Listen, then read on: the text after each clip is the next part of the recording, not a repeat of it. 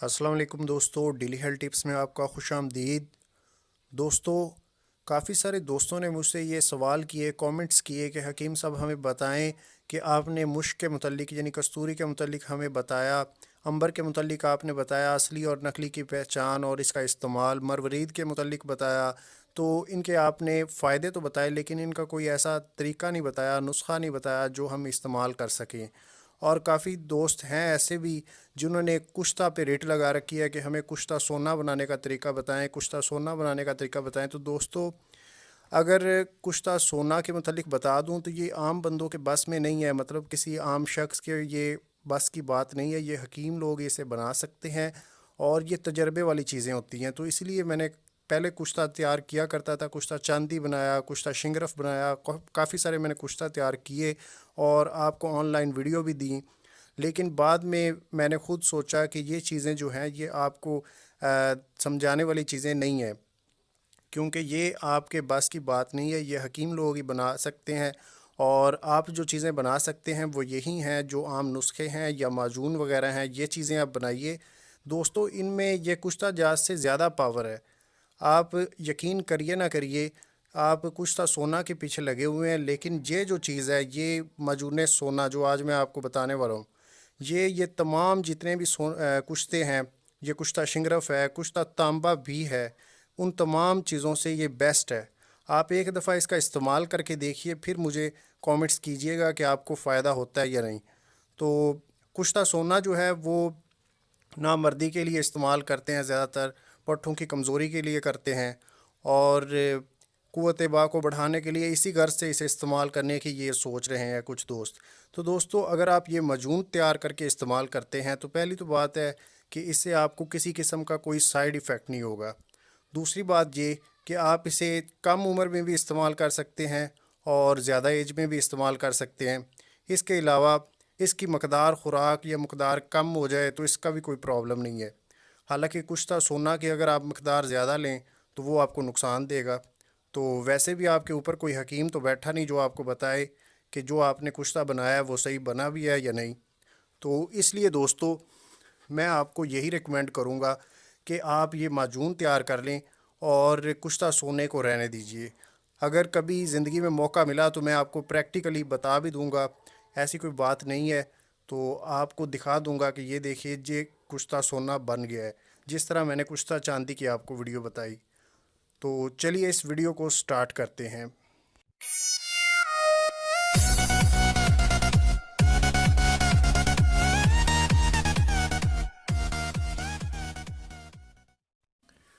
تو دوستو، اس معجون کو تیار کرنے کے لیے بھی کافی سارا تجربہ چاہیے، لیکن میں آپ کو فل تفصیل سے سمجھاؤں گا کہ آپ اسے آسانی سے کیسے تیار کر پائیں گے۔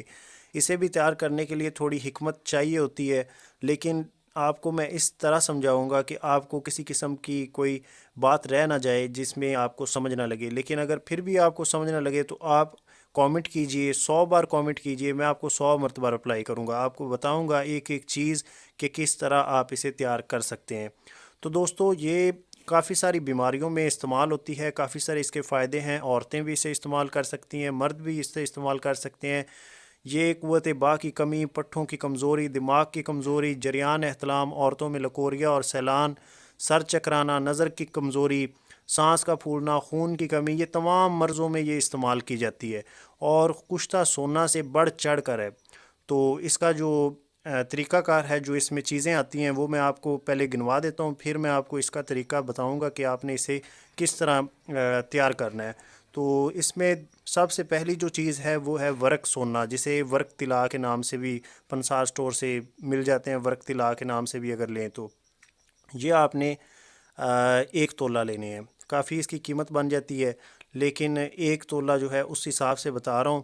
آپ اگر اس کا وزن کم کرنا چاہیں تو یہ تمام چیزوں کا اس حساب سے آپ وزن کم کر سکتے ہیں۔ تو آپ نے ورق طلا لے لینے ہیں 1 تولہ، مطلب 10 گرام لے لیجئے۔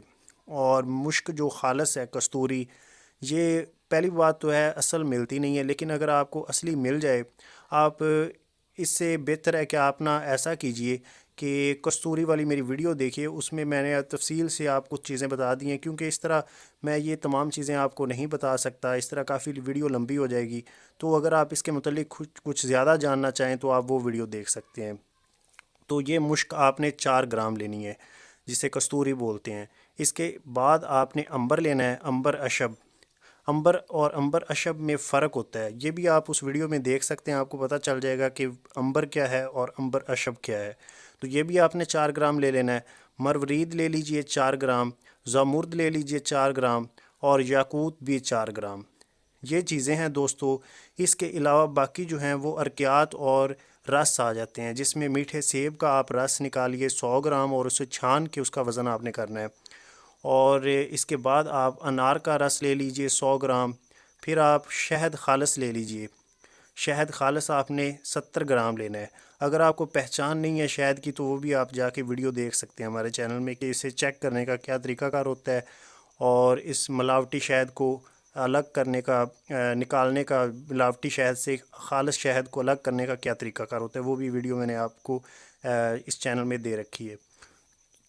تو یہ آپ نے 70 گرام لینا ہے شہد۔ اس کے علاوہ عرق گلاب دیسی، یہ آپ خود نکال لیجئے یا کسی سے نکلوا لیجئے، یہ آپ کو 200 گرام چاہیے۔ اس کے بعد عرق بید انجیر ہے، بید مشک ہے، عرق بید مشک، یہ آپ نے 40 گرام لینا ہے۔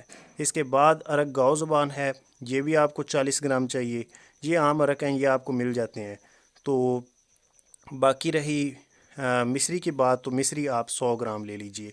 یہ ٹوٹل چیزیں ہیں دوستو، یہ آپ نے لے لینی ہے۔ میں آپ کو لکھ کے بھی اس سکرین پہ دے دوں گا تاکہ آپ آسانی سے پڑھ کے آپ لے سکیں۔ تو اس کے بعد آپ نے اسے تیار کیسے کرنا ہے کہ سیب اور انار اور عرق گلاب کو آپ نے کسی مٹی کے کلی شدہ برتن میں ڈالنا ہے، اور اسے آپ نے آگ پہ رکھنا ہے، اور آگ آپ نے زیادہ تیز نہیں رکھنی، ہلکی آگ پہ آپ نے رکھنا ہے۔ اور جب یہ کھولنے کے قریب ہو، کھولے نہیں اس سے پہلے، یعنی آپ دیکھ لیں کہ جب یہ کھولنے کے قریب ہو تب آپ نے اس میں مصری شامل کر دینی ہے۔ اور مصری شامل کرنے کے بعد پھر آپ نے لکڑی کی کسی چمچی کی مدد سے، چمچ لے لیں لکڑی کی، تو اس سے آپ اسے ہلاتے رہیں، اور ساتھ میں ایک ایک کر کے آپ نے سونے کا ورق اس میں شامل کرتے جانا ہے، اور اچھی طرح سے اسے مکس کرتے جانا ہے۔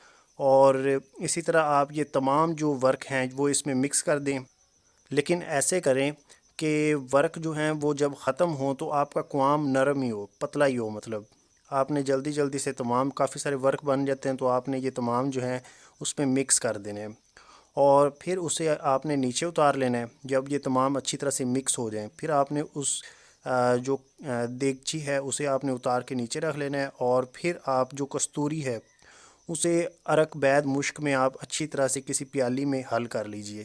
جب وہ حل ہو جائے تو اس پیالی کو الگ رکھیے، اور ایک دوسری پیالی میں عنبر اشب جو ہے اسے عرق گاؤ زبان میں مکس کر لیجئے۔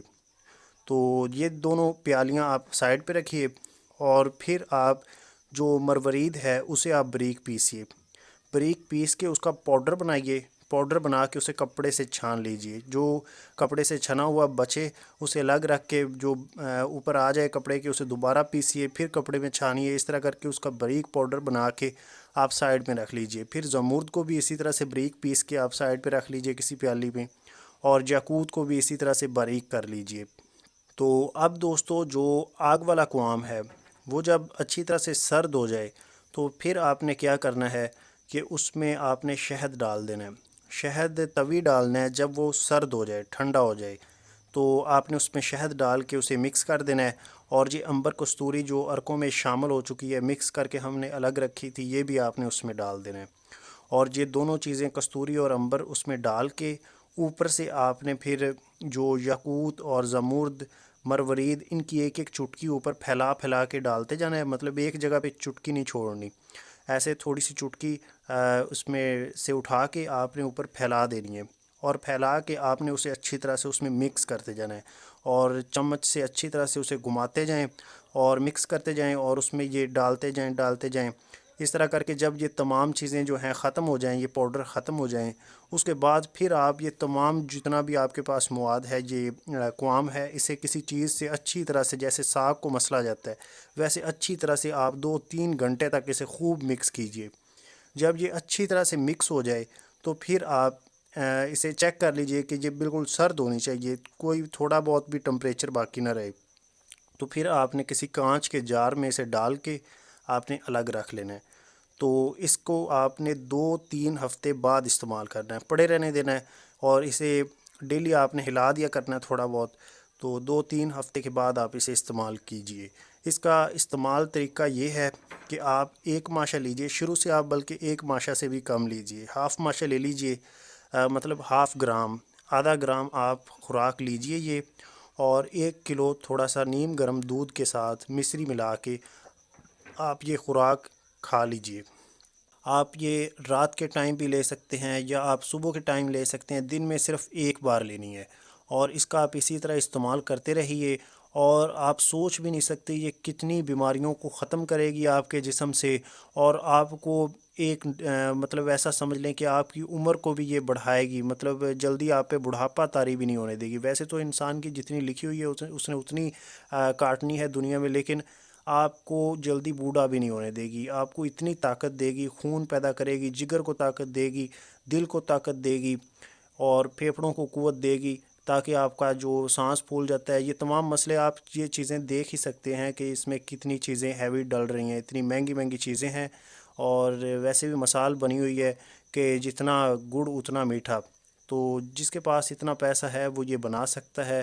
ادروائز جو غریب لوگ ہیں اگر وہ کہیں گے تو میں ان کے لیے بھی ایک ایسا نسخہ پیش کروں گا معجون کا، جو کہ سستا بھی ہوگا اور فائدے میں قدرے اس کے قریب ہی ہوگا۔ تو امید ہے دوستو آپ کو ہماری یہ انفارمیشن پسند آئی ہوگی۔ اگر آپ کے ذہن میں اس ویڈیو کو لے کے کوئی سوال ہو تو آپ ہمیں اس ویڈیو کے نیچے کامنٹ کر سکتے ہیں، انشاءاللہ اس کا رپلائی ہم آپ کو جلد ہی کر دیں گے۔ اور مزید اچھی ویڈیوز کے لیے ہمارا daily health tips channel subscribe کر لیں۔ ملیں گے نیکسٹ ویڈیو میں، تب تک کے لیے اللہ حافظ۔